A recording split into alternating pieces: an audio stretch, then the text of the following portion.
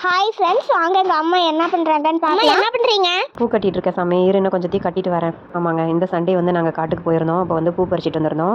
அந்த பூ வந்து மலர்ந்துருச்சு இல்லையா, சரி கட்டி வச்சுட்டே படுத்துக்கலாம் அப்படின்னு சொல்லி கட்டிட்டு இருந்தேன். நச்சா குட்டியும் தூங்குன்னு சொன்னால் தூங்காமல் ராவடி பண்ணிட்டு இருக்காங்க. மார்னிங் பார்த்தா தான் தெரிய போகுது எவ்வளோ லேட்டாக எந்திரிக்க போகிறாங்கன்னு. அதோட சின்ன சின்ன ஃபோட்டோஸ் எடுத்துகிட்டு வந்தோம். அதையுமே வீடியோவில் ஆட் பண்ணியிருக்கோம் பாருங்கள். இது என்ன ஃபோட்டோன்னு பார்த்தீங்கன்னா, நச்சா குட்டி வந்து முட்டை செஞ்சு விளையாடி இருக்காங்க. அதாவது அவங்க சொல்கிறது வந்து இது கேக்குன்னு சொல்லுவாங்க. நம்மளாம் 90s கிட்ஸ் இல்லையா, ஸோ இப்படி தான் சொல்லுவோம். அதுவும் இவங்கெல்லாம் பிளாஸ்டிக் டப்பா வச்சு செய்கிறாங்க. நாங்களாம் வந்து கொட்டாங்குச்சி வச்சு செய்வோம். அதுவும் நிறைய செஞ்சு வச்சு அதை உடையாமல் பார்த்துட்ருப்போம். அப்புறம் இந்த கிழங்கு குச்சி நல்லா வளர்ந்துருந்துச்சி. அதை பறித்து நாங்கள் சின்ன வயசில் விளையாண்ட ஞாபகம் தான் எனக்கு வந்துச்சு. என்னென்னு பார்த்தீங்கன்னா, அதோட தலையை பிச்சு குட்டி குட்டியாக உடச்சி அதுலேயே வந்து மணி மாதிரி செஞ்சு போட்டுக்கிறது. ஆனால் இந்த விஷயம் வந்து பார்த்திங்கன்னா நச்சா குட்டிக்கு ரொம்பவே பிடிச்சிருந்துச்சு. அதுக்கப்புறம் அது குட்டியாக அழகாக செயின் மாதிரி செஞ்சு போட்டுட்ருந்தேன். இப்போ எத்தனையோ பொருள் வச்சுட்டு விதவிதமாக விளையாட்டு விளையாண்டாலும் இந்த மாதிரி விளையாட்டுலாம் உண்மையாக மறக்க முடியலன்னு தான் சொல்லணும். ஐ திங்க் டைம் கிடைக்கும் போது நம்மளோட குழந்தைங்களோட நம்மளும் டைம் ஸ்பெண்ட் பண்ணி இப்படியெல்லாம் விளையாண்டு காமிக்கலாம்னு நினைக்கிறேன். ஓகே ஃப்ரெண்ட்ஸ், வீடியோ பிடிச்சிருந்தா லைக் பண்ணுங்கள். பாய்.